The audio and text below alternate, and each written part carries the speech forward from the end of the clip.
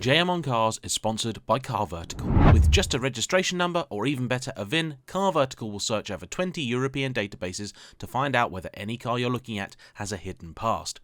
They can see if a vehicle was used as a taxi, stolen, suffered fire damage, or involved in a crash, even when it wasn't written off, so could pass other checks. Car Vertical is now an essential tool in my car buying kit, putting all the information I need to know together in one easy-to-read report. Even better, if you follow the link in the description down below, you'll get 10% off.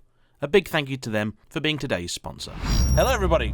In the mid-1960s, the world saw the birth of the supercar as the Lamborghini Miura hit the showrooms. It was notable because it was one of the first times ever the general public was trusted with a mid-engined car. The popular consensus amongst some, including Ferrari, was that Joe Public couldn't be trusted to have a car with the engine in the middle, as had been the successful formula in racing cars for the few years prior. It was then, as now, an excellent formula for handling, but not exactly predictable driving, and if you got things wrong, they would go very wrong indeed. But in 1966 there was another car which gave Joe Public the opportunity to buy something mid-engined, the Lotus Europa. A strange old looking thing that it is, and a car that I've often respected but never really lusted after, if for no other reason than its very, very weird breadvan looks. Today though, I am at long last able to give one a shot, courtesy of the extremely kind Barry, who has owned this car, are you ready, since 1974. It's actually a 1972 car, so it's a couple of years old when he got it, and it's a Europa Special. The first Europas, the Series 1, were quite a limited thing and a very, very bare bones affair, essentially a racing car of the time for the road. They didn't really even have proper door handles or windows that could drop down. They were powered by a 1.5 litre Renault engine, which made about 82 horsepower after Lotus had modified it up from its original 60-ish. That was then mated to a Renault 4-speed gearbox, the whole lot being lifted from the Renault 16, where Renault actually ran it in a very unusual configuration. They had the engine at the front with the gearbox ahead. Lotus just turned that around 180 degrees, but did have to make some modifications to the gearbox, otherwise you'd wound up with a car with 1 forward gear and 4 reverses. Construction was very familiar Lotus. It had a fiberglass body on top of a welded and folded steel backbone chassis. Unlike the Elan though, because the Europa was mid-engined, you had a box section at the front, so you got a little bit of storage and your spare wheel and things, and in the rear you have the cradle for all of your engine and gearbox. The Series 2 Europa was a much more livable and usable thing and introduced luxuries like some electric windows. Then later on, you got the twin-cam Europa. The Europa twin-cam was developed by one Mike Gimbley, who went on to become a very significant figure in Lotus history. It had a Lotus engine based on an existing Ford block of the time, which had peppier alloy heads, a cast iron block, some other aluminium parts, and put out about 105 horsepower. Later on, there was a big valve version of this, which put then at 125 horsepower, and you could have that mated to an upgraded 5-speed Renault gearbox from a later car. Then entered the Special, which gave you a few more things again, and that's what this car was. It was always black and gold from new, and I've got to say it wears the colours particularly well. I also love the fact it has the World Championship winning plaques on the side, because this car came from a time when Lotus really were a dominant force. They were genuinely going toe-to-toe with Ferrari in the racing world, and this was their try at going toe-to-toe with Ferrari on the road too.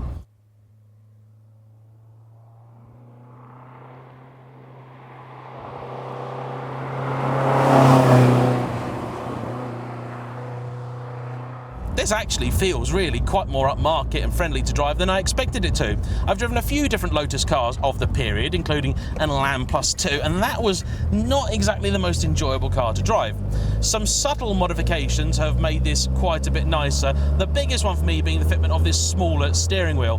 That is an absolute essential. Some safety upgrades have also been made to this car, including this side impact protection bar and a rollover hoop behind me. That's why I'm quite so stuffed into this car, because this is as far back as the seat will go. It should actually go quite a bit further back, so there should really be plenty of room in here. But you know what? I'll trade a tiny bit of comfort for quite a bit more safety in the event of an off. The engine in this car has been breathed on from its original specifications and now makes about 150 horsepower, which should be ample in a car that weighs about 700 odd kilos. It's roughly Elise Series 1 weight and equivalent really in terms of power too. The gearbox does take a little bit of getting used to. The action is really quite nice, but you're never exactly sure where the gears are, and it's very easy if you're not paying attention to slip into reverse instead of second, so taking extra caution there.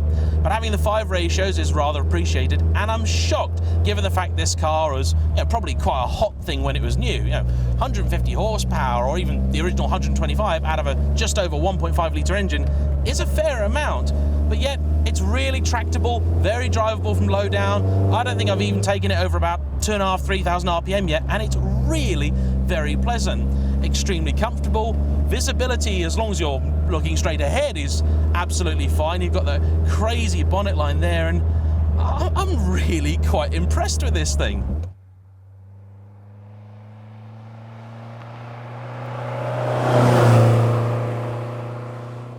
Now, in 1974, Barry paid £2,000 for this. But these days, you'd be looking at about 33 grand. Oh, what a sound! Proper old school twin cam noises. Oh, and it rides this road so well.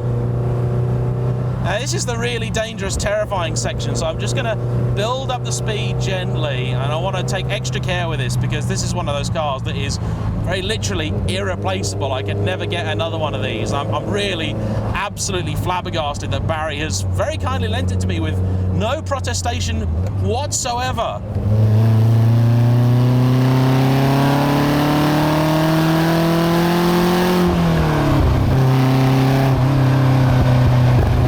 Car does move about quite a bit when you get up to speed. Steering very fast, very direct. Brake pedal, there's quite a bit of dead travel before you... Okay, yeah, it's gear changes I'm just still not quite used to. These gear changes are a little bit tricky, so that the difference between the first, second, third, fourth planes is very minimal, but then from third to fifth is huge. So just getting used to that. Let's have a bit more of this. Come on!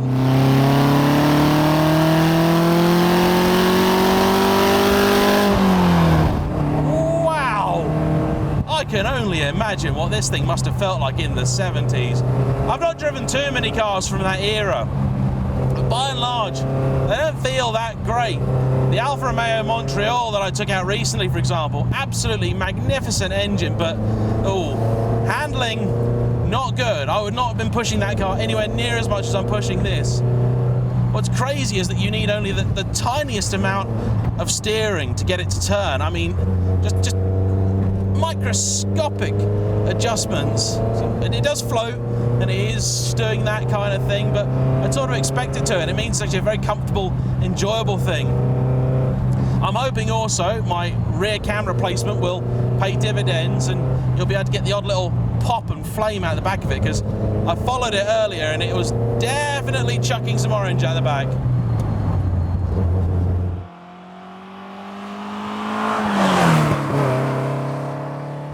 I'm not even that worried about the seating position anymore, right? Let's see if I can get this 5th to 4th thing sorted.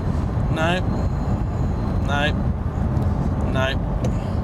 There's 5th. Oh, no. They're all so close together, these gears. Apparently the gearbox has been a constant issue with this car from day one, just because there's an awful lot between here and out the back, and some of the components have quite a bit of force going through them, so they wear pretty quickly. There we go, that's it, I got it, woo! I feel like a playboy in this thing. I need a medallion. Heel and toe is not actually the easiest because the brake pedal goes so far down so quickly. This is brilliant, absolutely fantastic. I'd only ever experienced a Europa of this type once before. Actually, the later Europa I've never experienced. And this was as a passenger on a track day, on a classic car track day that I arranged. And I was absolutely blown away by just how competent and how capable this thing was. I mean, that was an even earlier car. I think it was nearly a 60s car. And you just think, I don't believe how well this thing could go round a bend. Sensational.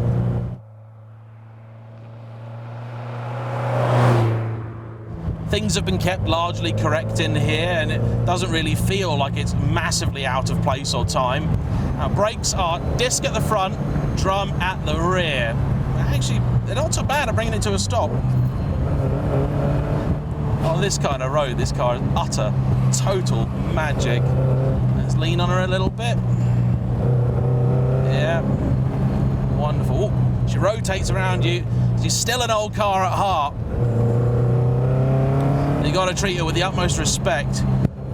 Every single little movement in here produces a reaction that's quite exaggerated. The car will pitch and yaw in almost comical ways. When you brake, you accelerate, but you're all part of the process. Absolutely wonderful. And I'm actually carrying some speed too. It's not one of these things where, oh, it feels like you're going a million miles an hour, but you're not. I mean, you aren't going a million miles an hour, but you're going quicker than you perhaps think. I am really so deeply impressed with this. Even the gearbox isn't actually, that bad. It's just I need to get used to it. But it's got just enough power that it's fun, but not so much that you're worried about putting your foot down. It's a distinctive thing too. And you know what? For 30 odd grand, for a classic car these days, that's not a lot of money. For something with the pedigree and the heritage of this is an awful section of road, and this thing's riding it absolutely brilliantly. Just gonna be careful with the pace though. Oh, there we go. That's it. Oh. No ABS, unsurprisingly, so she chirped there as I think one wheel just lifted up a little bit. Oh my god, this is so good!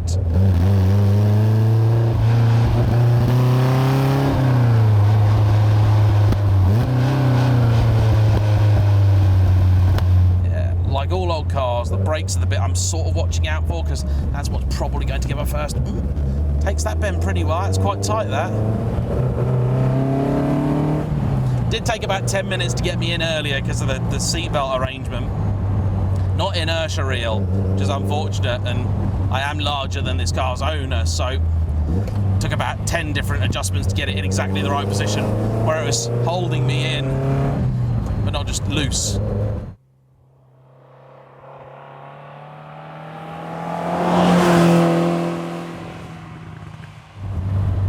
I can't get over this. I really can't.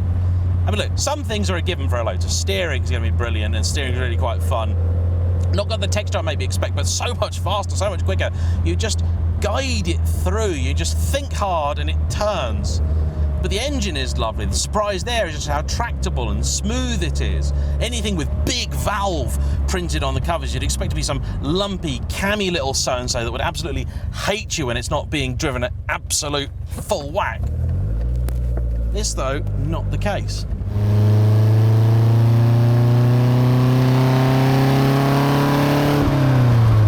It makes the noise. I just love it on the overrun as well. To pop, pop, pop, pop, pop, pop. Shall we give it some more, boys and girls? I think so.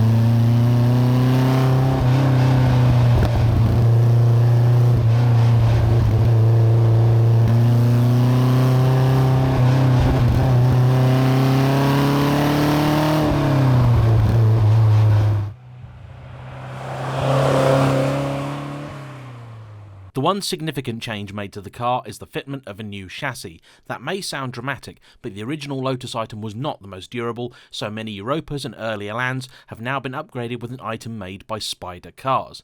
The very first Europa actually had its chassis bonded to the body for extra rigidity. However, repair costs proved to be too great, so they ditched that for later cars where it was simply bolted on.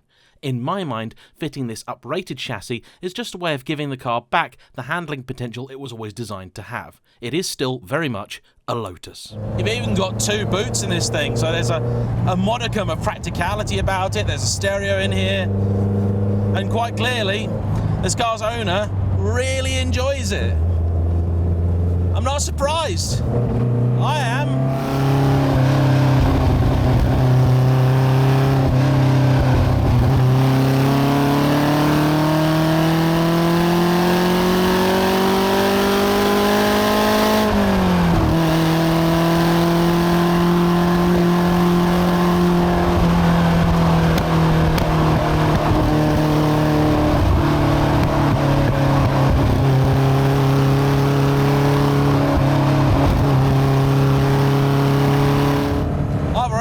Pleasant surprises this year with some of the cars that I've driven, and this is definitely going in that list.